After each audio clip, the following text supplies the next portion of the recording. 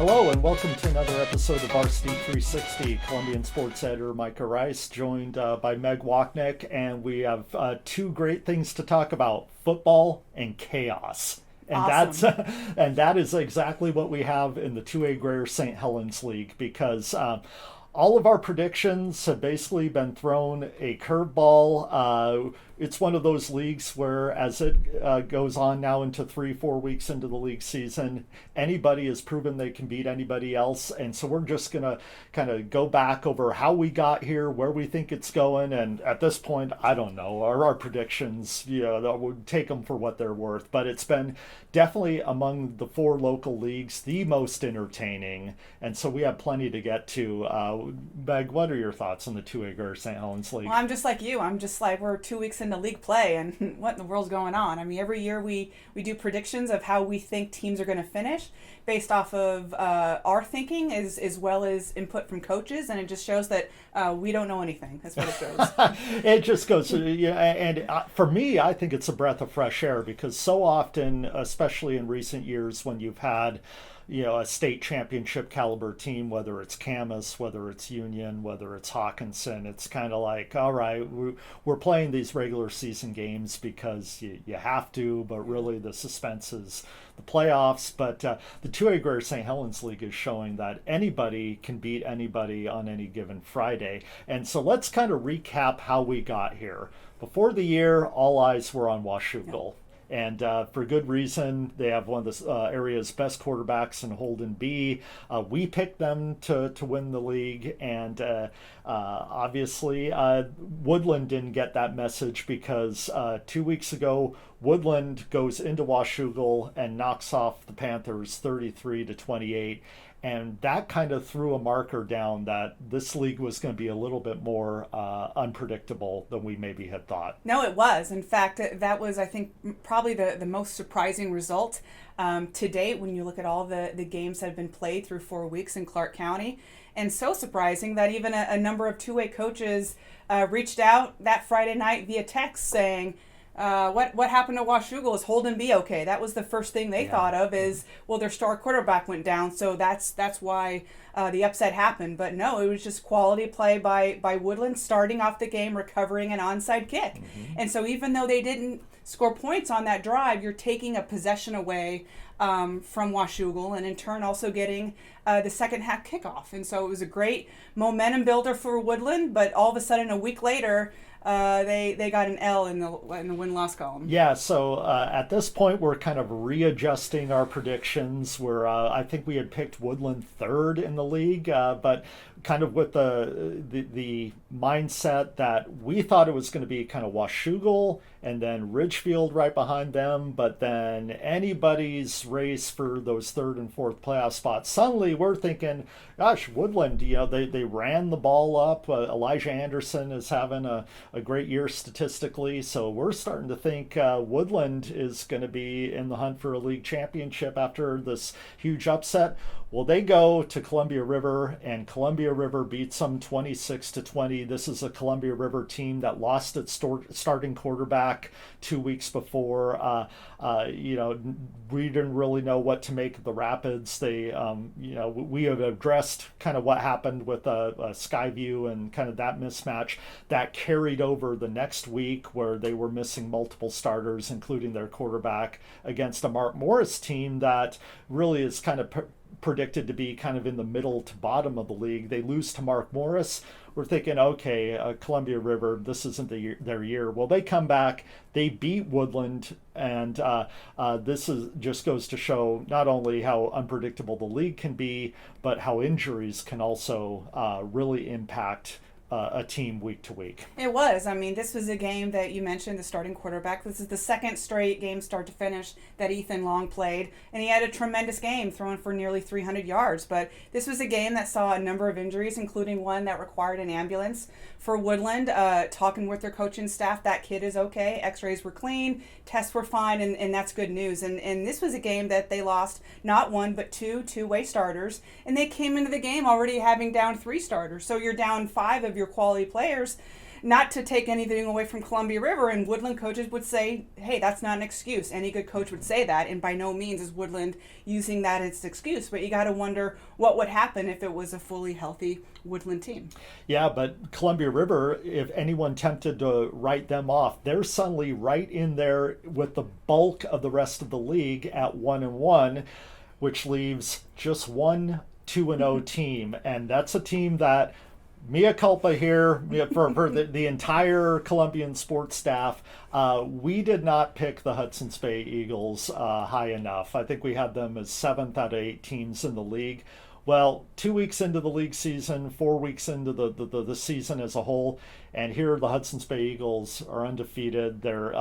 They went and had for me, one of the more surprising results of last Friday, going to Ridgefield and beating the Spudders 28-24. The Bauman brothers, Raphael and Akil, continue to run the ball behind an offensive line that is just really surprised with the level of their play so far. Hudson's Bay 2-0, standing alone on the top of the 2A GSHL, just like we predicted. Right, no, not a chance. It's great to see Bay having a tremendous start, one of a couple teams that are still 4-0 in this area. And I think what I appreciate most about this league is the word parity, right? For so many years, right? Hawkinson winning back-to-back state championships. It was always that kind of premier team and then, kind of everyone else. But what this league has shown, even though we're only 2 weeks into the league season, is a lot of parity going on, and that's great for the league because it's going to be competitive games week in and week out, and we've seen that early on. Well, just to set the stage for the rest of the league season, so for those of you that follow this league avidly and for a long time, you know how it works. 4 teams make the postseason. They have a crossover district matchup with the Evergreen Conference. That's the conference that includes Tumwater, WF West, Black Hills, Aberdeen, Centralia, a few other schools up there. But so the number 1 in the 2A Greater St. Helens League gets the number 4 in the Evergreen Conference. The number 2 plays the number 3, on down to where the 3rd seed from the 2A GSHL goes and plays usually a pretty tough number 2 seed in the Evergreen Conference, and the number 4 team gets the initiation of seeing a real powerhouse up close and personal, usually in Tumwater, although last year that was WF West who did that. But Tumwater, as we were talking in kind of our prep meeting for the show, Tumwater is back to doing Tumwater things. They're always going to be one of the top teams in the league, one of the top teams in the state, one of the top teams in Southwest Washington. So when you have a 2A Greater St. Helens League that is so tight and one game can make a difference not only between making the playoffs and having your season end, but also hosting a playoff game as the number 2 seed versus maybe going on the road to a Tumwater, to a WF West, there's going to be little margin for error the rest of the way. No, that matters, right? The 1s and 2s get to host, the 3s and 4s are on the road, and it's kind of a joke every year, right? It's like you don't want to be the 4 seed because you know who you're going to play, and more often than not, it is Tumwater. And so every possession matters, every game matters, and fortunately, we still have a long way to go. Yeah, so just to reset the league standings, it's Hudson's Bay all alone at the top 2-0, and then you have everyone else who has thrown their hat in basically at 1-1, including Mark Morris, including Columbia River, including Woodland, including Washougal, including Ridgefield. So a few of the key games coming up this Friday. We start right with it with Ridgefield and Washougal.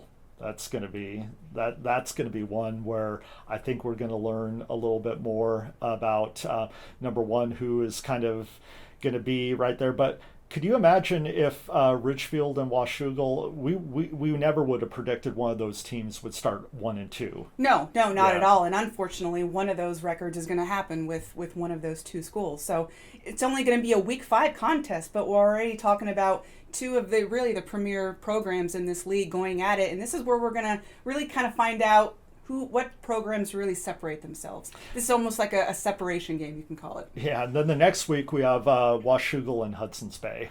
Another tremendous matchup. This is one where we're going to see both teams are they for real, and I believe they are, and we're going to see kind of who dukes it out and who comes out with that dub.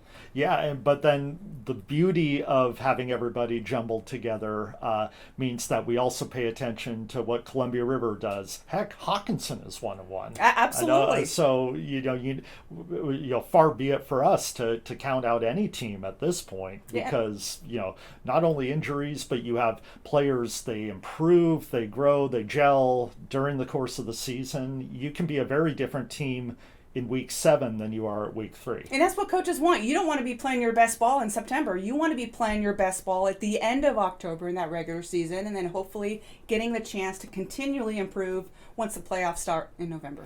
And hopefully, it goes on, like we said, every week is going to be important. But then we have week 9, you have Woodland and Ridgefield. Woodland, assuming they get healthy by that point, I imagine they'll still be in the mix.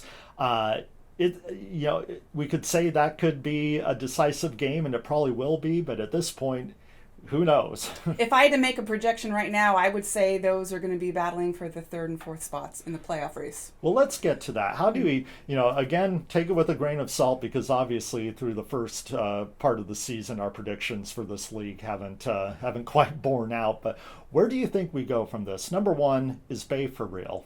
I believe they are, yes. Yeah. The fact that they took Ridgefield on the road with a W, that to me showed that this team is for real. Well, and I think what's impressed me most about Hudson's Bay is the way, the playmaking ability, but in a way that's rooted in something that's more fundamental, like their offensive line play. It's one thing, and some Bay teams in recent years have been like this, where you have an incredibly talented running back who, get him in space, he can break it at any given play. But this is more than that. This is, we need 8 yards, we're going to run it behind the big guys up front. That's more sustainable than having the ball in a speedster's hands and wait for him to juke some people. It's almost like we're going back 20 years to really just power run football, right? Right. Who it says still wins. Exactly. It's okay to get 4 or 5 yards every play and hold the ball for 17 possessions, going 85 yards downfield and using 7.5, 8 minutes on the clock. There's nothing wrong with that. And we're seeing that with the success of Bay right now. So we think Bay is going to stay in the mix just because of what they've shown so far. Washougal, how much should we read? Did the loss to Woodland expose some things about the Panthers, or is that a bad night for them where they just got someone's best game and it just a few breaks went the wrong way? No, I don't think so at all. I think you look at, remember from last year where they had that non-league week 2 loss to Toppenish, a 1A program, and all of a sudden saying, oh, what's wrong with Washougal? Nothing's wrong with Washougal. So it was just a great performance by a very hungry Woodland team. You got to remember, this is the defending league champions that went undefeated in league play last year, so you're always going to get your best game when you're facing against a team that everyone is projecting to win the league title. We touched on Woodland. I think the issue with them is how quickly they can get healthy. Mm-hmm. Like you mentioned, you can't, especially at any level of football, but especially at the smaller school level, the 2As, the 1As. So, not everybody's a Tumwater that has 80 people in the program. You can't be a 2A team and miss 5 2A starters and have it not impact what you can do on the field.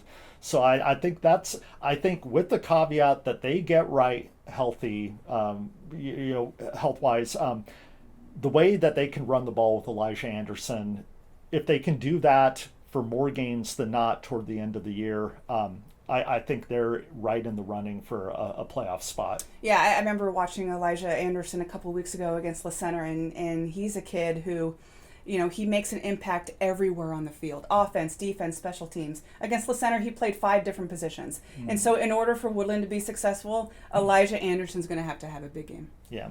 Ridgefield, what you said earlier in this episode, you think that week 9 Woodland Ridgefield game will be for to decide the 3rd and 4th playoff seeds. What makes us think that Ridgefield, what can we expect from them? I mean, they've just lost a close game to a ascendant Hudson's Bay program.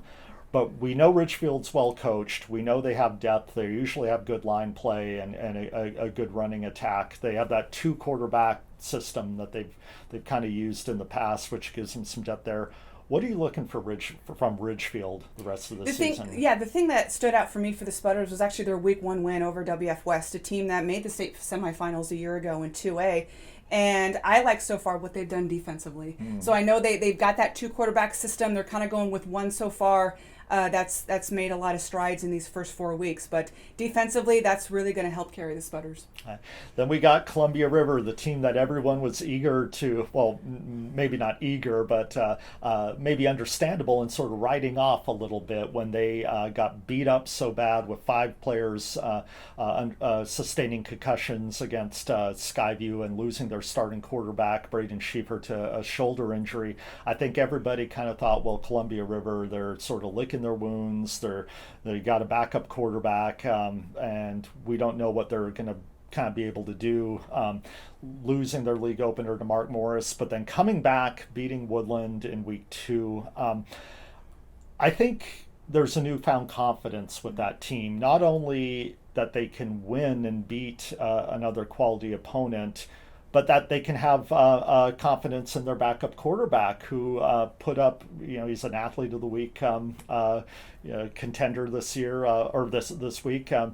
I think there's just a newfound confidence in what Columbia River can do. Absolutely. You're coming in again, Ethan Long, just his second full game as the starting quarterback, or I guess filling in for the starting quarterback's role. And I don't want to say the word quarterback controversy, but as well as he's played last week, you got to factor in how are you going to get him on the field for as well as he's playing if their original starter is going to come back soon. Well, I think what probably the biggest difference, and I'm not going to put myself in his shoes or anybody else in the program's shoes, but I got to think he was able to take a huge stride in confidence between the Mark Morris game, his first start of the season, and the Woodland game, going from being thrust into a really bad situation against a Skyview defense that was dominant and coming after you.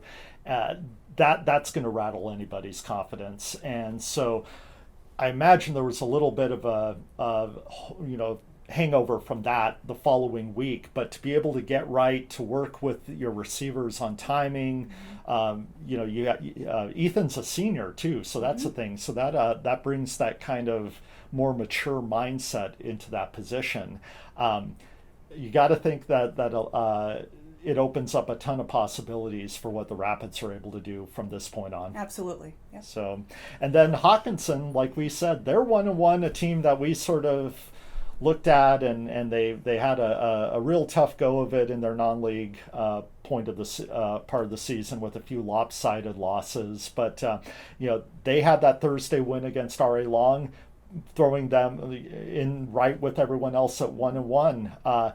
Can Hawkinson kind of throw a curveball in this whole mix? Well, you got to remember, this is a program that, right, has won back-to-back state championships 2017 and 2018. There's still a number of coaches on that staff who were a part of those run state championships. So you talk about just the quality coaching and the overall program success. Hawkinson has a stretch of that. They know what it takes to win. So absolutely. It's only been 2 weeks of league play. Yeah, and so R.A. Long, obviously they'd love to play spoilers. They're the lone 0-2 team, but if this league has shown us anything, it's that anything can happen on any given week. Parity is a good thing. All right, looking ahead to a really interesting trend in high school football that you're looking at with a story, Meg, the ascendancy of female high school coaches. It started with maybe one or two advisors at the NFL level, and then has trickled down, those women being role models for other women to get into the coaching profession.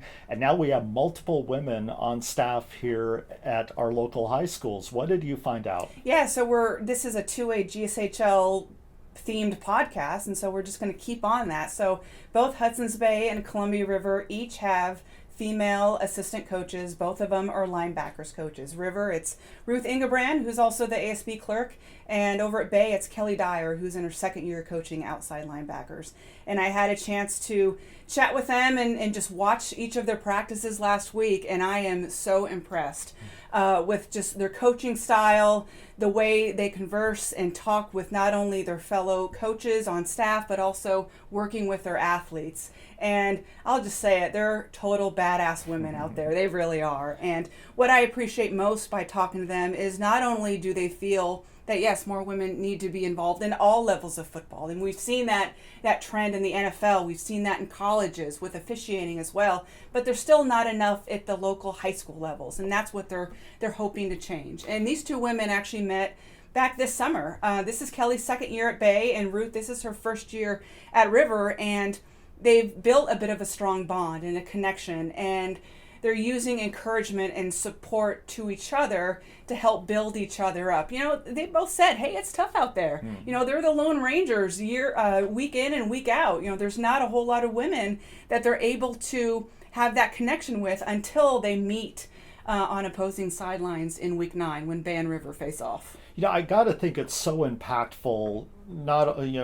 It's one thing when a high school kid sees a female NFL assistant or a female referee on their television, or they read a story about someone like Jen Weller, who really broke ground for females in professional football.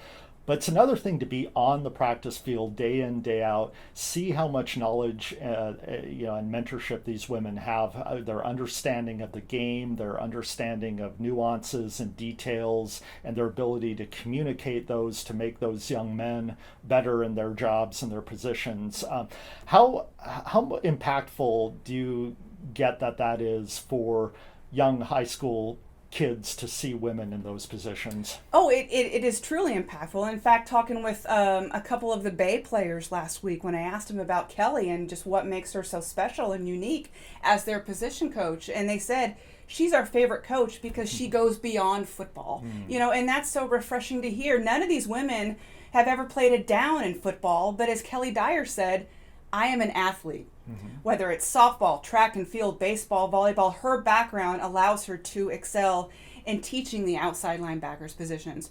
Ruth over at Columbia River, she's a former MMA and boxer. And so she has that fighting experience and that toughness and that tenaciousness that she brings to the position as well. Even though none of these women have ever played a down, they do have background coaching youth football, whether it's Pop Warner with Kelly over at Bay, or whether it's middle school football over at McLaughlin for Ruth. Well, certainly there's some skill sets that are unique to football, but really, if you know how to move and leverage your body and condition your body and take angles and different positioning and everything, and then you get on the X's and O's, which some of the most brilliant football minds, when it comes to X's and O's, that doesn't depend on your gender. Correct.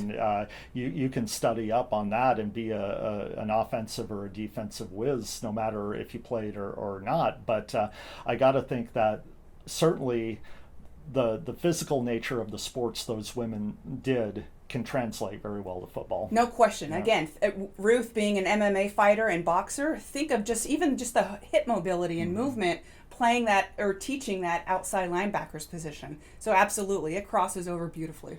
Do you get the sense that 5-10 years ago that we won't just be talking about 2, we could have even more? I think it's even just in the next couple of years, really. I mean, these women, they think of themselves as these trendsetters, and hopefully we can see more and more of it, right? They understand that the stigmas or just the genders surrounding football that a lot of people still perceive as a man's sport, but they're coming in here saying, you know what, we can make an impact, and let us show you that we can. Did they talk about what the most difficult part of breaking through and being a trailblazer is? Yeah, just making sure their words are heard and their value is there. And I think talking with both of them, yes, they share their struggles, but they understand too that they're gaining the respect of the coaches. They're gaining the respect of the players.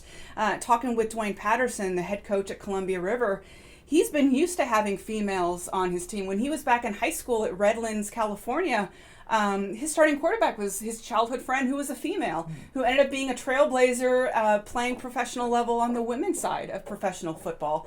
And I think one of the favorite things that he said when talking with him about Ruth is, hey, I don't see Ruth as a female coach.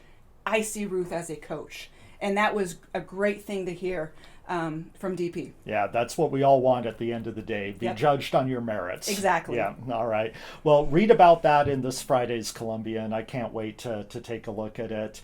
As always, follow that story, any other trends, and especially the wackiness in the 2A Greater St. Helens League, 360preps.com, and we'll see you next week.